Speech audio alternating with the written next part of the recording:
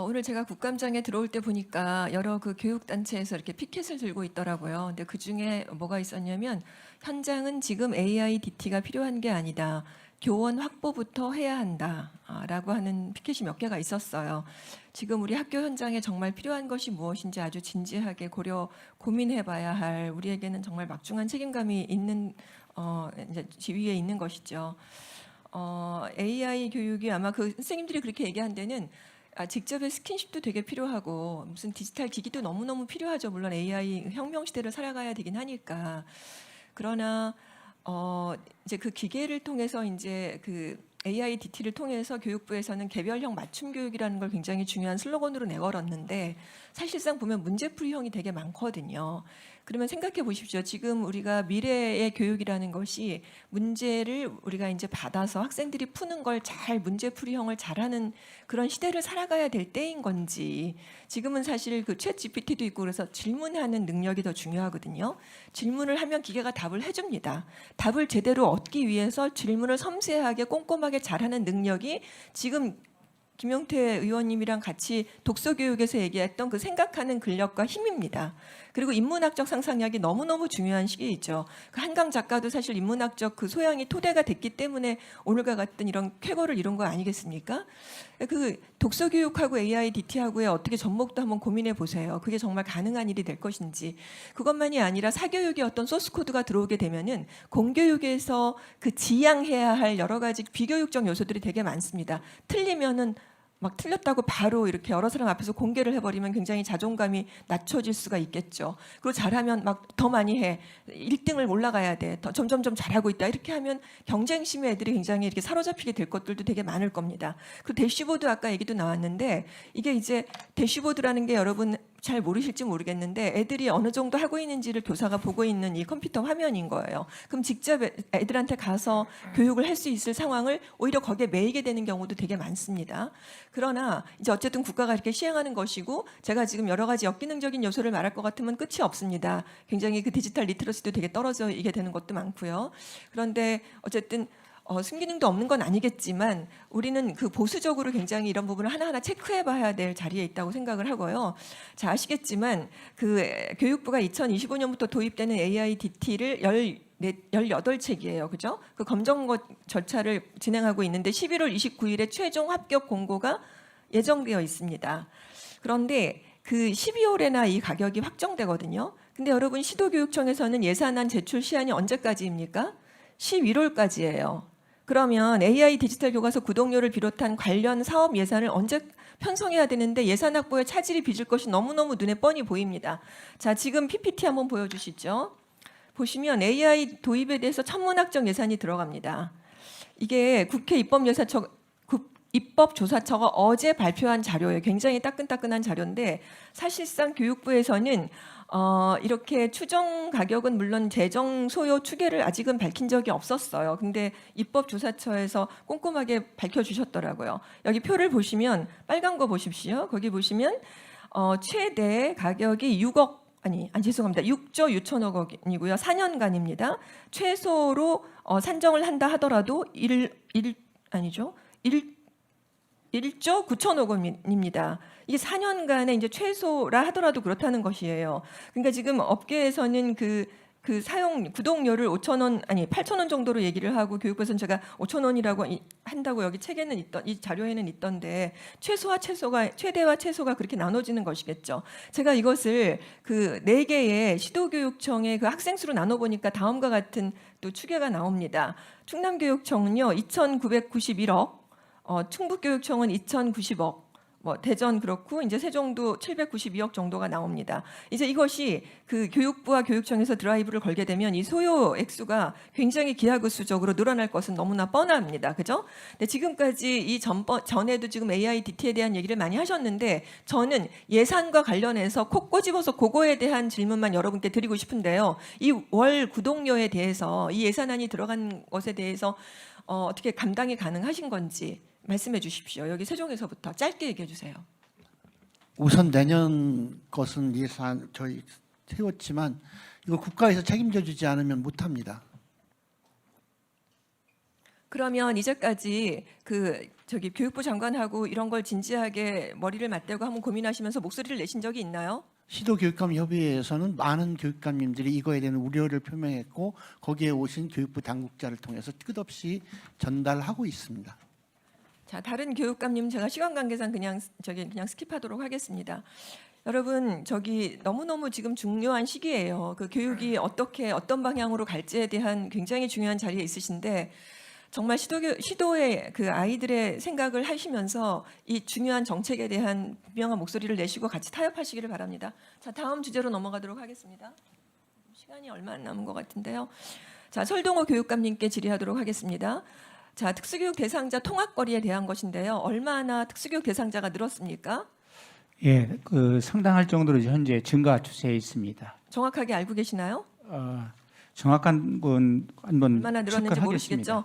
네, 20년도에 3,276명에서 올해는 3,596명으로 4년 동안 300명이 증가되었고요. 대전에 6개 특수학교는 해든 학교 이외에 모두 중심부에 몰려 있어요. 저 지도를 한번 보십시오. 해든 학교 외에는 나머지는 다 중심부에 몰려 있는데 그 중에 한 개가 대전 맹학교라서 이거는 시각장애 학교이기 때문에 시각장애가 아닌 다른 학생들은 이 학교를 가지 않겠죠. 그러니까 다른 여러 가지 유형의 장애 학생들은 이렇게 4개의 학교에 이제 몰려갈 가능성이 있는데 편도 25km를 가야 합니다. 자, 넘어가 보시면은 이제 그다음에 세종도 한번 보여주세요. 세종은 최대가 30km 정도를 가야 합니다, 애들이. 충남은 이보다도 2배가 길어요. 62km의 거리가 있습니다. 그 다음에 충북은 또 93km예요. 물론 이거는 이제 맨 끝에서 그 학교를 가기 위한 거리입니다. 여러분 한번 어떤 생각이 듭니까? 외곽에 사는 특수교육 그 학생들의 학부모라면 어떠실 것 같으세요? 어리고 장애도 있는데 이렇게 먼 거리 편도를 다닐 수 있겠습니까? 너무너무 몸이 지칩니다. 이미 너무 아파요, 애들은. 그런데 보통 아이들이 다니는 통학거리보다 훨씬 많은 거리를 다녀야 합니다. 자, 그래서 운 좋게 어떤 자리가 하나 있다고 하더라도 실제 버스로 편하게 오고 가기도 좀 어려운 상황이에요. 자, 이제 그 다음 슬라이드 보여주시면 통학 소요 시간별 학생 수인데요. 1시간 이내와 1시간 이상, 그 2시간 이내의 아이들 수를 보십시오. 이렇게 통학거리가 먼 학생들이 많아요. 그 저는 병설 유치원 같이 병설 특수학교라는 걸 한번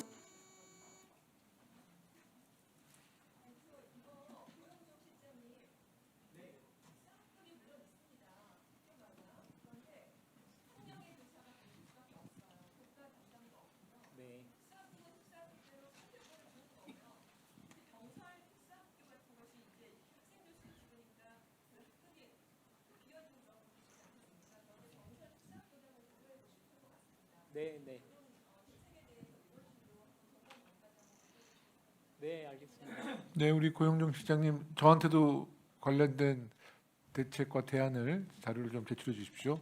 네. 위원장, 네, 마지막이네요. 윤건영 교육감님께 질의하겠습니다. 지난 9월 8일에 충북교육청 소속의 학교 급식실 종사자가 폐암으로 인해서 산업재해 휴직 중에 사망했었죠. 예, 그렇습니다. 그러면 충북교육청은 소속 노동자의 재해, 중대재해 사망에 대해서 교육감님은 순직이라고 생각하십니까? 순직. 예, 제가 취임해서 그 발병된 걸 확인했고 장례식장 가서 유족을 뵀는데 다시 한번 이 자리를 빌어서 위로의 말씀을 드리겠습니다. 그리고 이 문제는 뭐 제가 기단이다가 아니라 이제 판정을 하겠습니다만 저는 그것이 원인이 그 학교에서 근무하다 그런 원인이라면 인정해야 된다고 생각합니다. 네, 좋습니다. 그래서 이미 산재 승인을 받았다는 것은 업무 관련성을 인정받은 것이거든요. 예. 그러면 교육청이 책임 있는 자세로 승직 인정을 해주시기를 바랍니다. 예, 노력하겠습니다. 자, 도교육청에서는 학교 급식 시설 기구 현대화 5개년 사업을 3년 앞당겨 추진한다고 했어요. 그런데 25년까지 435개 6개 교를 개선한다고 했는데 올해 3월 기준으로 102개 교밖에는 되지 않았거든요. 이 속도로 2025년까지 목표를 달성할 수 있겠습니까? 제가 당 취임해가지고 보고 받았을 때 5년이라고 계획을 세웠길래 제가 3년으로 땡기라고 제가 지시를 했던 거거든요. 근데 이제 여러 가지 이유 때문에 불가능해서 2026년까지는 완결짓도록 다시 보고를 받아서 추진하겠습니다. 좋습니다. 연차적으로 어떻게 추진할지 조금 더 구체화하셔가지고 의원실로 보고해 주시기 바랍니다. 예. 또 그리고 여기 슬라이드 보시면은 의원실에 제출받은 그 자료를 보면은 이 7개 교육청의 경우에 저설량 폐CT 검진 결과를 정례화하기도 했어요. 이거는 이제 뭐냐면 그 폐암 결과를 제대로 알고 건강할 수 있도록 이제 지금 검진을 하고자 하는 것인데요. 그 충남, 대전, 세종교육청은 아직 정례화하지 않았습니다. 자, 보시면은 폐암 의심이 벌써 12명이세요. 교육청이 학교급식실 종사자들에 대해서 선제적으로 이런 건강 이상을 확진하고 대응하기 위해서 저설량 폐CT 검진을 정례화할 계획과 의지를 보여주시기를 바랍니다. 충남, 대전, 세종은 어떠신지 간단하게 대답해 주십시오. 예, 앞으로 그렇게 하겠습니다. 약속시켜 주세요. 그다음. 네. 앞으로 그 급식실에서 급식 종사자들이 폐암이라든지 그런 것들이 발생하지 않도록 예방을 철저히 하고요.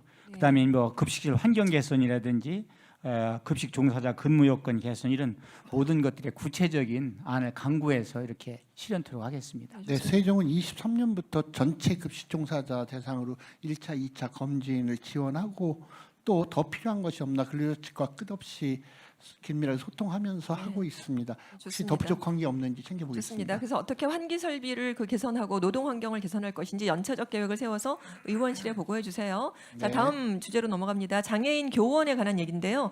그 설동호 교육감님, 그 장애인 교원이 5천 명이 넘거든요. 우리나라에 5천 명 정도인데 대전에만 172명이에요. 그러니까 서울, 경기를 제외하고 제일 많은 시도입니다. 근데 중증 장애인이 50명입니다. 여기 슬라이드를 보시면은 장애인 교원들이 아이들에게 교육 활동을 잘할 수 있도록 지원하고 있어요. 있기는. 그런데 보니까 대전하고 전남을 한번 보십시오. 대전은 5천여만 원이고요. 전남은 인원이 그 장애인 교원이 대전보다 적은데도 불구하고 한 2억 정도가 지원되고 있습니다. 그런데 전남은 14명이거든요. 중증 교원이. 근데 충남은 50명인데도 불구하고 액수가 더 거꾸로 되어 있죠. 그러니까 대전은 그 왜 그러냐면 고용노동부에 장애인 고용공단에 위탁을 하는데 전남은 교육청에서 직접 지원하기 때문에 그러는 거예요. 근데 세종, 충남, 충북교육청은 어떻게 하고 있습니까? 간단하게. 직접 하시나요? 공단에 위탁하시나요? 직접 하죠. 직접 합니까? 제가 알기로 직접 지원은 서울, 인천, 대구교육청만 하고 있는 건데요. 다음 답은 그냥 스킵하도록 하겠습니다. 자, 여기 슬라이드 보시면은 교육청에서 직접 지원하게 되면은 이렇게 근로지원인이나 보조공학기기, 수어통역, 편의시설 이런 것들이 다 직접 지원하게 되어 있는데 공단에서 위탁하게 되면 이게 그렇지가 않아요. 왜냐하면 학교와 공단이 차이가 있거든요. 공단은 지자체 중심이기 때문에 방학도 없고 전문성도 좀 떨어지기 때문에 그러는 거예요. 그러니까 그 지원 시간의 경직성이라든지 전문성 부족.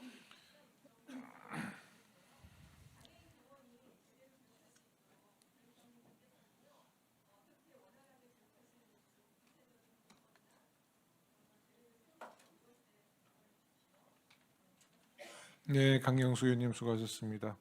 다음은 강경수 위원님, 네, 질의해 주십시오. 네, 조국혁신당의 강경숙입니다.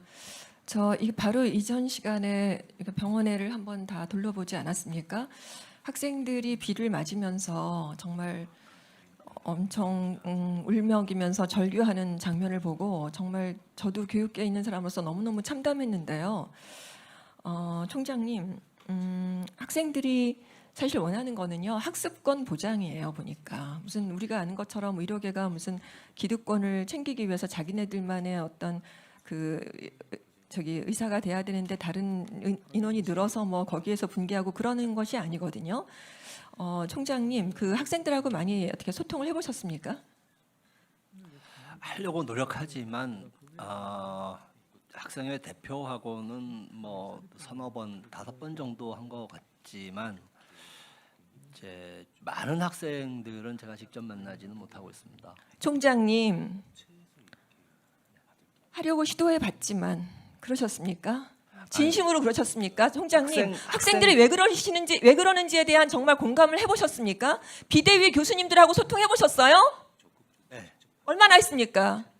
비대위 여기 선생님 오셨는데 어떤 것이 논의되었는지 지금 한번 얘기해 보세요. 뭘 논의하셨습니까? 비대위원장하고도 자주 통화하고 뭐 식사하면서. 그러니까 그럼 말씀하셨을 때 학군단에 무슨 위에 주차장을 마련해가지고 무슨 그 의과대학 지어지기 전까지 한 2, 3년 한다는 것까지 다 논의가 되신 거예요? 의대 학장하고 논의가 됐습니다. 지금 비대위원장님 맞습니까? 다 의대 교수님들하고 다 논의가 된 사항들입니까? 이건 모든 것들이? 처음 저 안을 아마 본부로부터 받았고 그 아까 말씀하신 아마 해부학 실습관을 애초에 그 ROTC 그 그쪽에다가 세운다는 본부 측의 연락을 받았었고요. 그 다음에는 이제 그 저희 의과대학 2호관 옆에 있는 공대 주차장 쪽을 또 말씀을 하시다가 지금은 이제 다 안 되니까 결국 이제 다 돌아와서 저희 뒷산을 다 깎겠다는 이제 그렇게 이야기를 했는데 저희하고 논의한 바는 없습니다.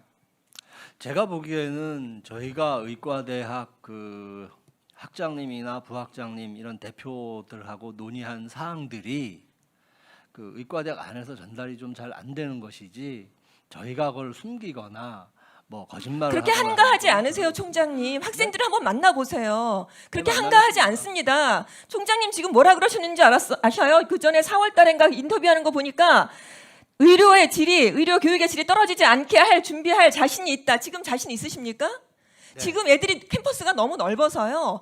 여기에 이 의대 건물 외에 다른 데서 교육을 받으면 왔다 갔다 하면서의 시간도 굉장히 소모가 많이 되고 화장실 사용도 너무너무 어렵다는 거예요. 특히 여학생들 같은 경우에. 지금 뭡니까? 도대체 학교도 이러는데 의료계도 다 악마화되어 있죠. 다 무슨 의료계들이 무슨 그 기득권 세력들인 것처럼 다 지금 엄청 몰아가고 있는 데다가 지금 여기 학교는 좀 전문의도 떠나지 않았습니까? 여기 제가 보니까 배정환 교수님을 비롯해서 최소한 3명 이상은 떠난 것 같아요. 근데 충북대학에 제가 대병원도 제가 기사를 보니까 한 달에 80억 이상이 지금 적자를 내고 있다 그러고요. 낙수 의사라는 말도 나옵니다. 사실 무슨 지역, 무슨 의료, 무슨 필수 의료를 한다 그러면 할 사람들이 없으니까 의료계 인원들을 많이 뽑아놓으면 낙수 의사들이라고 하니까 정말 생명을 다루는 의사들은 그 자존감 가지고 살아냈는데 이제 그것마저도 없는 거예요. 무슨 낙수 의사입니까? 왜 이렇게 국가가 2,000명을 갑자기 뽑는다는데 병원의 원장님하고 총장들은 왜 이런 데서 목소리를 내지 않으세요? 도대체 학생들은 저렇게 울며 불며 비를 맞으면서 저렇게 절규하는데 자, 제가 하나씩 그럼 따져보겠습니다. 자, 내년에 갑자기 정원이 이제 2.5배가 늘었지 않습니까? 원래 49명에서 125명인데요. 이것을 가르칠 수 있는 교수가 충분하다고 보십니까? 총장님 지금 대답해 보세요. 내년에 의대 전임 교수가 35명 가배정되었다고 그러는데요. 분야별로 다 뽑을 수 있겠습니까? 어디 무슨 갑자기 의료의 무슨 전문 인력들이 스탠바이 하고 있다가 갑자기 나타납니까? 35명이 다 뽑을 수 있으세요? 각 분야별로 뽑으실 수 있으세요? 저는 뽑을 수 있을 거라고 생각하고 어떤 공천을 면에서 그러세요? 했습니다. 실증적인 근거를 한번 대보세요. 다 모든 전국에 그런 의료 전문 인력들이 다 이렇게 스탠바이 하고 있었습니까? 이제까지 다 모든 적체되어 있어갖고 갑자기 내년에 뽑는다면 그분들이 다 오신답니까? 제가 알기로는 의과대학에서 그 꼭 필요한 부분과 그 다음에 이제 뽑을 수 있는 가능성을 다 종합적으로 고려해서 공채 분야를 정한 걸로 알고 있습니다. 너무너무 한가하세요. 정말 실제를 좀 알아보세요. 진짜 저기 의대 건물도 가보시고요. 하나하나 의대 다 한번 건물은 살펴보세요. 제가 엄청나게 자주 다닙니다. 그러겠죠. 그 가보는 거야 뭐 어렵겠습니까? 이 학교 안에 있는데 그 실제적인 내부적인 내용들을 다 들어보시고 교수님들의 고통을 한번 들어보세요. 자, 여러분, 거기까지 너무 많이 하겠습니다. 듣습니다. 그만하세요. 시선율 공간을 한번 알아보겠습니다. 자, 화면에 보여주세요. 자, 의대와 병원 뒤쪽에 4개의 동을 신축 계획한다고 하는데 신축 자체가 2025년부터 3년에서 5년이 소요될 예정입니다. 잘 보십시오. 자, 이것이 곧바로 설계와 공사에 들어간다 하더라도 빨라봐야 28년에서 29년입니다. 당장에 내년에 2배 이상 늘어난 학생들을 어떻게 수용할 것입니까? 아까 말씀하신 그렇게 학도 호국단 무슨 무슨 주차장 이런 건물 사용하신다고요? 아닙니다. 아까 제가 제대로 설명을 다 드렸습니다. 제가 보니까 건물도 문제예요. 지금 3, 4년간의 문제도 문제지만 지금 언덕 위에 고층 기숙사 옆입니다. 대상 부지를 보니까. 근데 이 부지는 산림청 사업으로 치유의 숲길이 조성된 곳이에요. 이미 그렇게 조성되어 있습니다. 그래서 이게 집안 안정성이 문제가 있기 때문에 건물을 짓는 것이 거의 불가능하다는 얘기도 있어요. 자, 그러면 이게 이제 일반적인 평지가 아니라서 그 치유의 숲길 이런 거 산도 좀 깎아내고 이래야 될 텐데 산림청과 협력해서 이렇게 마련할 수 있겠습니까? 이런 공간들이 다 이렇게 집안 조사 외에도 기존의 그 건물들처럼 안전하게 안정성을 유지하면서 이렇게 건물을 지으실 수가 있다고 확증하십니까? 예, 시설과를 통해서 확인하도록 하겠습니다. 다시 한번 더 정확하게 얘기해 주세요. 그 정도 답변 가지고 너무 부족합니다. 어떻게 짓겠습니까? 제가 전문가가 아닌데 어떻게 여기서 확답을 드릴 수가 그런데 어떻게 있습니까? 이렇게 4개 동을 자신 있게 저렇게 하겠다고 저렇게 또 발표를 하셨어요. 시설과에서 나름 고민하고 의과대학하고 의논해서 나온 안입니다. 자, 비대위원장님, 그러면 지금 굉장히 공간도 부족하고 교수도 부족하고 여러 학상 운영도 문제가 있을 텐데 이렇게 건물에 관한 것이 건축이 된다 그러면은 다 수용이 가능하겠습니까? 다 이렇게 다 논의가 된 상태에서 합리적으로 결정이 된 사안입니까? 일단 저는 이제 서울대 83학번인데 저는 졸업정원제 세대입니다. 그때 이제 갑자기 200명이던 학생이 260명이 됐던 제가 그 첫 세대이고 전혀 준비도 안 되어 있고 제가 가면은 이제 그때 사물함 만들어주고 막 이랬던 상황인데 지금 딱 그럴 것 같습니다. 50명짜리 정원에 갑자기 125명 학교가 되고 학생들이 강의 받으려면 아까 보셨겠지만 60명 좌석이거든요. 그리고 지금 총장님 말씀하신 뭐 그 농대나 뭐 저 사범대 뭐 통합 강의실 큰 거를 뭐 우리 보고 쓰게 해주겠다고 하는데 그것도 사실 지금 아까 말씀드렸지만 공대 주차장 바로 공대에서 반발하니까 없던 걸로 됐거든요. 이것도 마찬가지로 과연 사범대나 농대가 우리한테 그걸 빌려줄지 200명짜리 강의실이 필요하거든요. 그렇습니다. 저도 사실 대학의 교수였어요. 그리고 이거 저기 그 실습도 카데바 이런 실습실도 너무너무 문제인데 실제로 카데바가 이렇게 쉽게 구해지지도 않지 않습니까? 사실 아까 태국 같은 데는 그 위령제도 짓는다고 하는데 그런 여러 가지 문제들이 굉장히 파생적인 것들이 굉장히 많고요. 어떤 그 공간을 마련하기 위해서는 그 공간을 사용하려고 했던 혹은 사용했던 분들의 모든 것들이 맞추기가 그렇게 쉬운 것들이 아닙니다. 너무너무 쉽게 생각하셨어요. 무슨 그렇게 호기롭게 이렇게 저기 4배 이상이 늘어난다 하더라도 이렇게 의료 교육에 대한 자신감을 가지셨는지 총장님 정말 제가 책임 있게 제가 내년에도 물어볼 것이고 제가 계속적으로 이걸 팔로우업 할 것인데요. 자, 일단 다음에 또 학사 운영도 한번 살펴보겠습니다. 시간이 자, 이제 24년도 2학기 의대 학생 복귀 상황에 따라서 25학년도 학사 대책을 마련할 예정이라고 하는데요. 이거 복귀를 또 안 하면 어떻게 하겠습니까? 복귀를 여전히 한다고 보십니까, 총장님? 하고 안 하고는 학생들의 몫이지만 저희는 최대한 복귀할 수 있도록 설득하는 게 어떻게 필요하다고 설득하겠습니까? 생각합니다. 어떻게요? 어떻게 설득할 보관이 있으세요? 비 맞으면서 저렇게 절규하는 애들하고 같이 비 맞아보신 적 있으세요? 어떻게 설득하겠습니까? 저렇게 상처받은 마음, 저렇게 자존심 상한 마음들을 어떻게 되돌려 놓으실 거예요, 도대체가? 신뢰가 다 깨져버린 거잖아요, 학교에 대해서, 국가에 대해서. 대통령은 뭐라고 합니까? 비상의료 체계가 다 문제 없다 그러고, 총리는 뭐라고 합니까? 도대체 의료실 뺑뺑이를 돌리는데 이것이 무슨 괴담, 가짜뉴스라 그러고, 복지부 장관은 추석이 지났으니까 아무 문제, 추석 때 의료 대란이 일어날 수 있는데 아무 문제가 없다 그러는데 지금 총장님 그 하시는 태도도 굉장히 비슷하세요. 어떻게 되돌려 놓겠습니까? 어떻게 신뢰를 얻으실 거예요? 어떻게 다시 이걸 되돌려 놓으실 거예요? 떠나간 전공의들은 전문의들은 어떻게 할 것입니까? 충북대가 그나마 잘 하고 있었습니다. 물론 손해는 다 계속적으로 다른 이들 좀 보고 있었지만, 근데 지금 80억 적자를 보고 있고요. 앞으로 이렇게 계속적으로 의대뿐만 아니라 의대 병원도 그렇고 어떻게 이거를 계속적으로 살려갈 생각이신 거예요, 도대체가?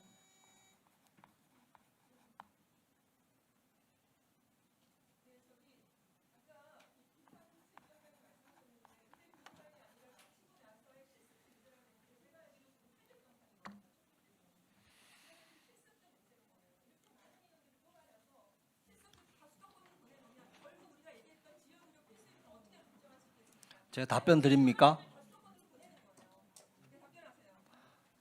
위원장님 시간 답변 드려도 최대한 되겠습니까? 간략하게 말씀 주세요. 예, 충북대 병원 지금 804병상이 있습니다.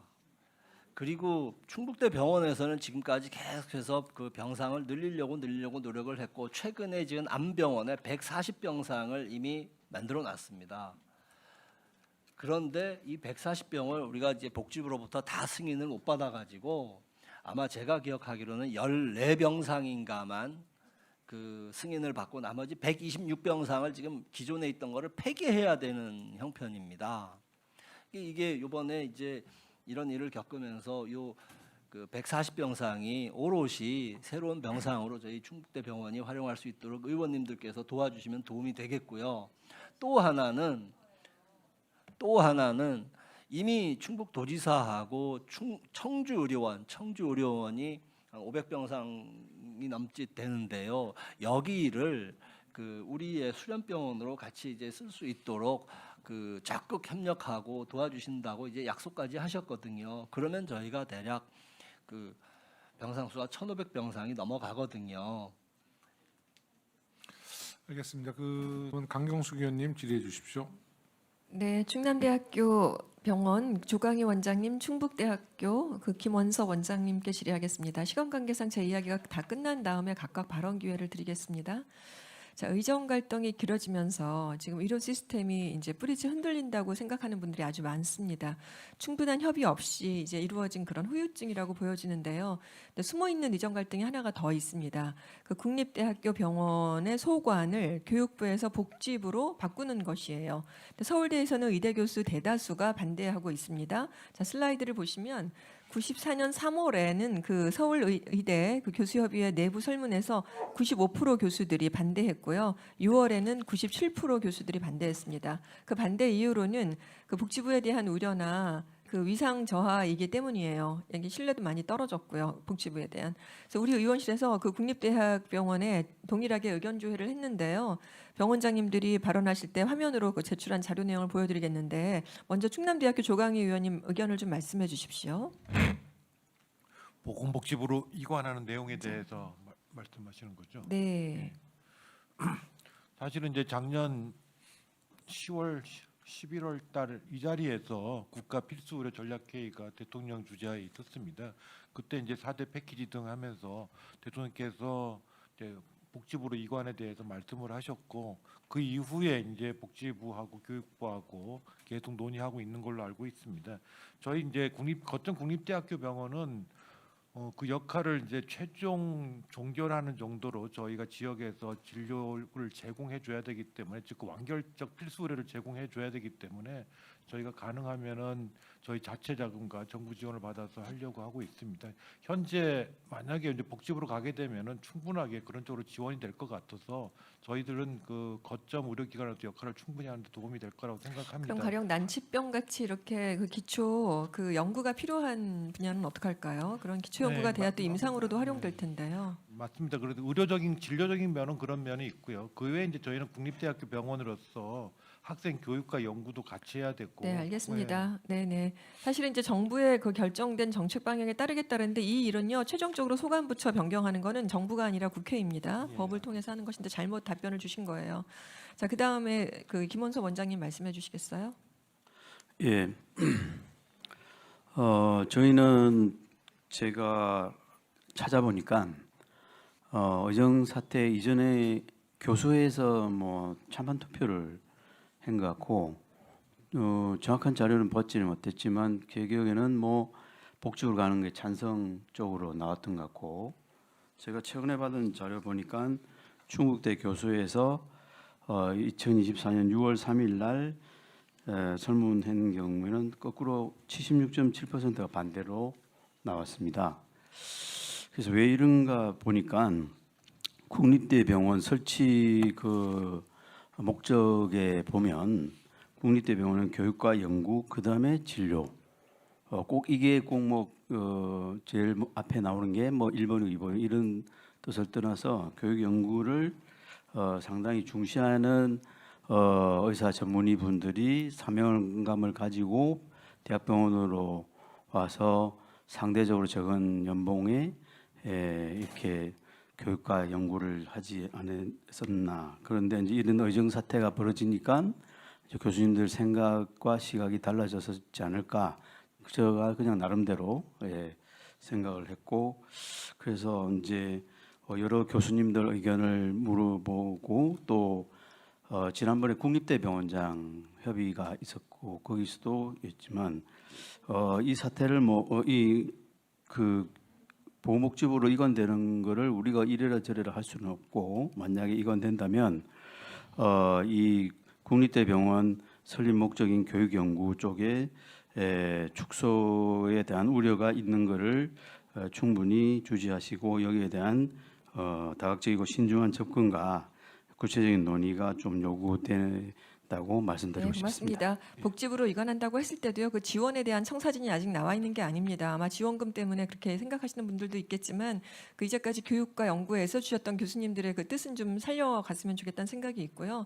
자, 의대 갈등에 그 의대가 이렇게 어려운 국면에 처하게 된 데는 그저 양쪽 눈치만 봤던 병원장님들이나 총장님 책임도 사실은 적지 않습니다. 국립대 병원장님이나 국립대 이사장이신 총장님들도 병원과 대학의 의견 수렴을 좀 하셔서 다양하고 적극적인 의견을 내주시기 바랍니다. 자, 마지막 그 라이즈에 대한 사업을 의견을 좀 여쭙고 싶은데요. 먼저 제 생각은 그 획기적인 재정, 대학 재정의 추가 확보가 없이 기존 사업들을 묶어내는 그런 방식으로 설계한 라이즈 사업은 성공하기 쉽지 않다고 봅니다. 두 분 총장님 의견은 어떠십니까? 충북대부터 말씀 주세요. 예. 실질적으로는 이제 기존에 저희 대학이 하던 사업인 RIS 사업, 링크 사업 요거 외에는 크게 예산이 늘어났는지는 잘 모르겠습니다. 그리고 이게 그 도를 통해서 예산이 집행되거나 뭐 이러면서 거의 좀 이제 국립대학인지 도립대학인지 구분이 좀 애매해진다는 얘기를 하는 사람들이 너무 많고요. 그래서 아까도 말씀드렸지만 라이즈 거버넌스를 좀 교육부가 나서서 각 지방 도별로 잘 자리 잡게 해주셨으면 좋겠다. 그렇지 않으면 이제 우리 흔히 이제 교수님들이 그런 말씀들을 많이 합니다. 교육부 가서 이제 예산 막 그거 하던 거를 결국 도에 가서 이제 과장한테 가서 막 예산을 이제 받기 위해서 이렇게 줄 서야 되느냐 이런 얘기들을 하는 사람들이 많습니다. 그런 일이 일어나지 않도록 거버넌스를 확실히 잡아주시기를 이제 부탁드립니다. 예, 라이즈 사업의 기본은 과거에 이제 좀 구분돼서 운영됐던 링크 사업, RIS 사업, 지방대 활성화 사업, 뭐 이런 다양한 사업들을 묶어서 대학이 중심이 돼서 지역 산업을 활성화시키라는 그런 취지의 사업으로 이해하고 있습니다. 그런 점에서 큰 뭐 정책 방향에 대해서는 저희들이 공감하고, 다만 이런 것들이 제대로 잘 되려면 기본적으로 과거 했던 거에 플러스 좀 더 추가적인 재원을 좀 확보해서 실질적인 일이 일어나도록 좀 했으면 좋겠습니다. 좀 저희들이 조금 우려스러운 부분들은 행여나 지금은 이제 이런 걸 통해서 많은 권한들이 현재는 정부에서 가지고 있다가 지자체로 넘어가고 있는데, 지자체로 넘어왔을 때 행여나 혹시 본질적인 기능보다는 다른 요소에 의해서 이런 재정이 뭐 이렇게 나눠진다든 이런 거에 대한 우려가 있을 수 있겠습니다. 그래서 실제로 본 사업 목적에 달성될 수 있는 그런 기준을 가지고 집행되고 한다면 저희는 가능한 일이라고 보고 그렇게 네네. 했으면 좋겠습니다. 네, 사실 여기에 지금 교육부 관계자도 나와 계세요. 제가 일부러 의견을 좀 들어보는 건데, 전국 지자체도 라이즈 센터를 만들고 그런 이제 사업을 진행하기 위한 준비를 하고 있지만 여전히 지자체가 주도하는 대학 재정 지원 사업에 대한 우려가 많이 있거든요. 한번 들려드릴 겸 해서 다음 또 총장님께 또 다시 여쭙겠는데, 지자체하고의 갈등 요소들은 어떤 것들이 있습니까? 좀 듣고 우리 교육부도 이제 이걸 어차피 진행하게 되었으니까 실제적인 현실의 문제가 무엇인지, 사실 지자체가 전문성이 그렇게 담보되어 있지 않습니다. 어떤 갈등 요소가 있습니까? 어떻게 극복하기 위해서는 어떻게 해야 되겠습니까? 예, 제가 먼저 말씀 올릴까요? 실은 이제 지자체는 그동안에 대학 시스템에 대한 경험들이 없으셨던 것 같습니다. 저희는 이제 저희들 경험만 가지고 말씀 올리면, 그러다 보니까 대학에서 운영되어지는 다양한 고민들이 조금 접점이 조금은 간극이 있어 보이는데요.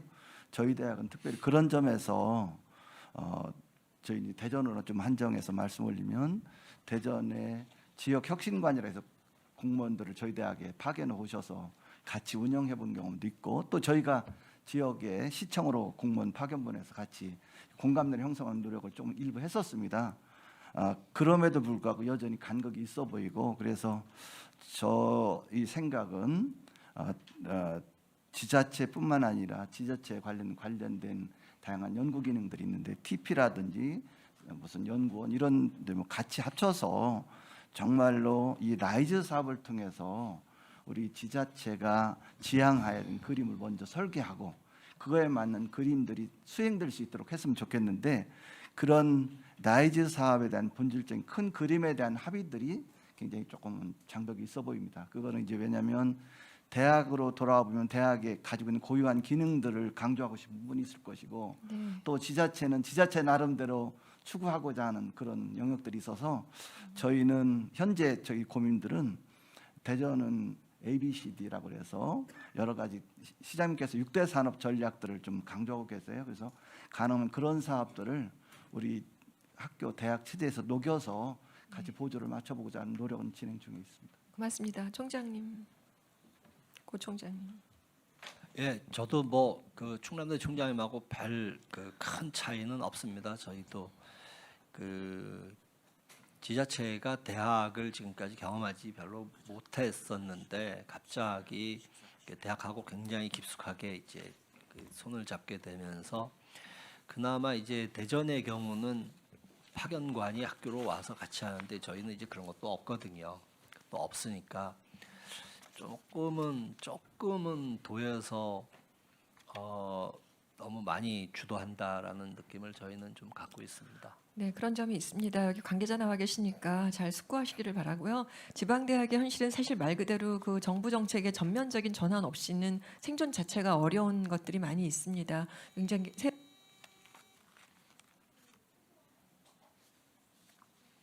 네, 강영수 의원님 수고하셨습니다.